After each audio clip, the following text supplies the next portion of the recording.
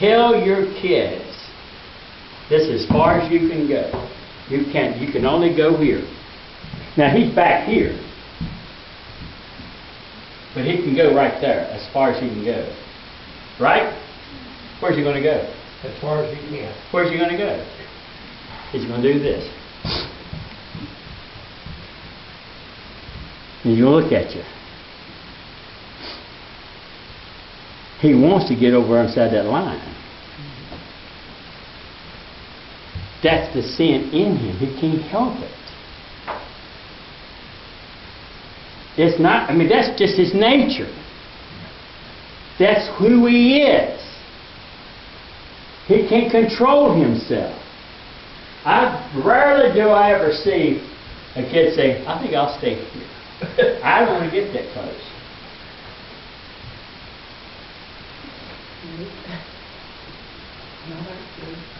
I have not seen any kids, if they become a Christian, even at an early age, at least they'll go here.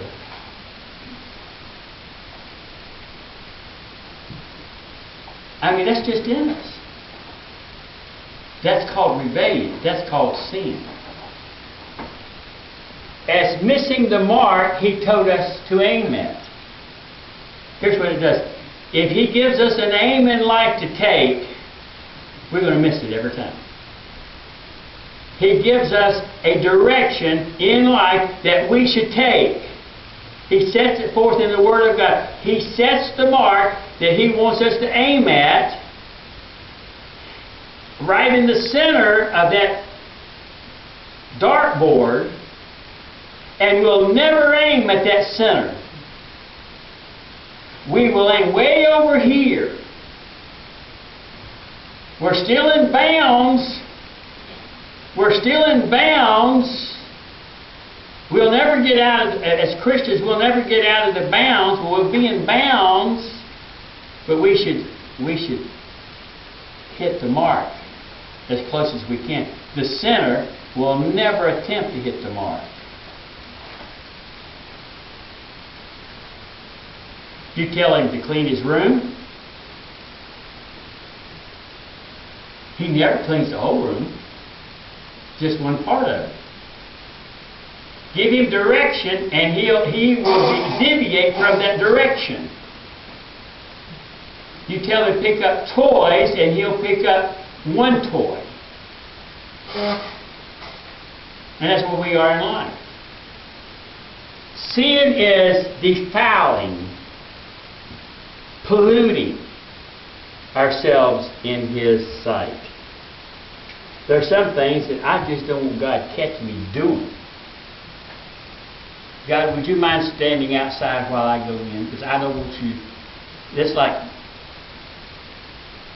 if I come over to your house, you'll cut off the television. You don't want me to see what you're watching on TV. So will I. But a lost person that sees you don't care.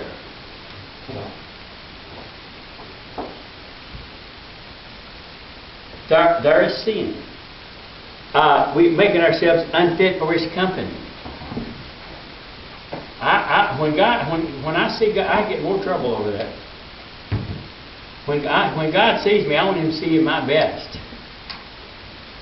Next is embracing folly by shutting our ears to His wisdom. Here are some people, right here.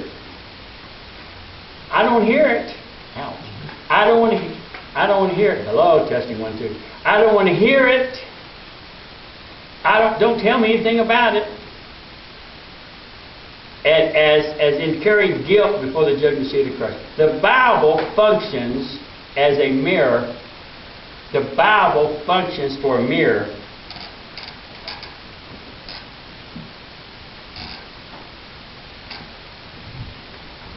And shows us ourselves as plain God. It shows us that we're the center of everything.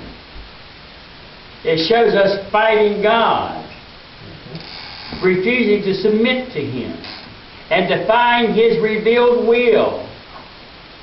as hating God. Cherry one time said to me, Charles, the way you preach, do you believe anybody in our church is saved? She said, is anybody in our church doing everything you say we should be doing as Christians? I mean, are you really trying to make them feel bad? Do you understand? I get this before you do. I'm hearing what I'm saying to you. I've already heard it. I just like to whack out some things, so I think I'll just leave that out. I mean, that kind of bothers me a little bit. So I don't want to mention that part because it really bothers me a lot. Did you know I expose myself to the same thing I'm exposing you to? I'm not any less incapable of doing what I'm preaching to you for. I hate it when someone tells me, why don't you do what you preach, Charles? I'm not referring to anybody. I just don't like that. Why don't you listen to your own sermon, Charles? I'm going to delete that. There's going to be a 10-second delay in that to what I just finished preaching. But the Bible exposes us. The Bible is honest. We're not honest with one another. When's the last time you had somebody come up to you and say, Brother Jimmy, I'm going to take you over here, and there are a few things that I would like to say that's really bothering me. And Bill, I want to meet with you after church. There are a few, you know, are we truly honest? But the Bible is honest with us.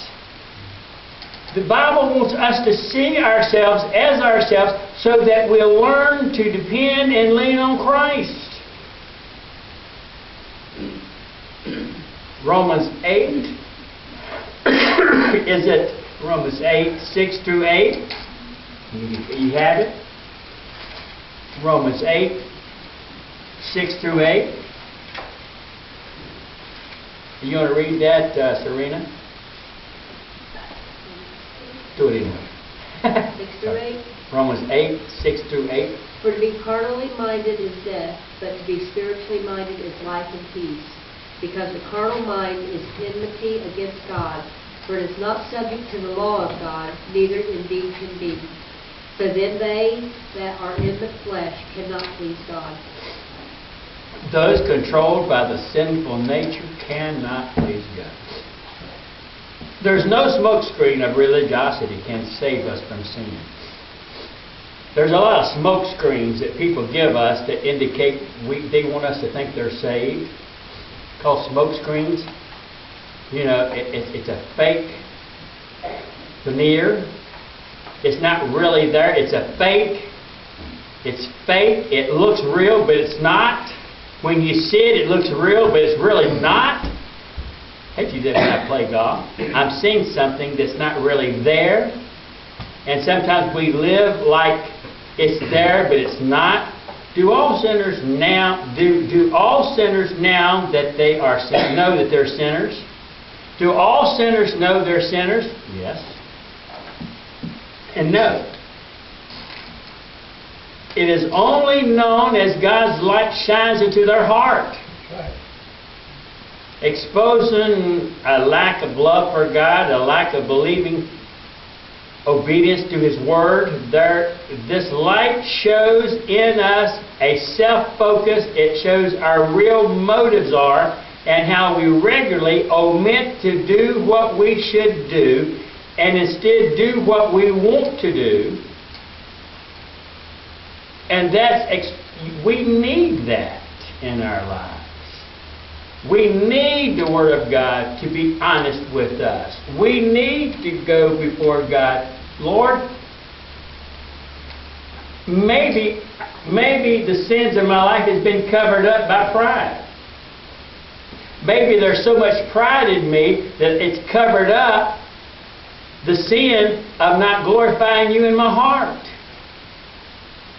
I ask God to reveal to me what I can't see.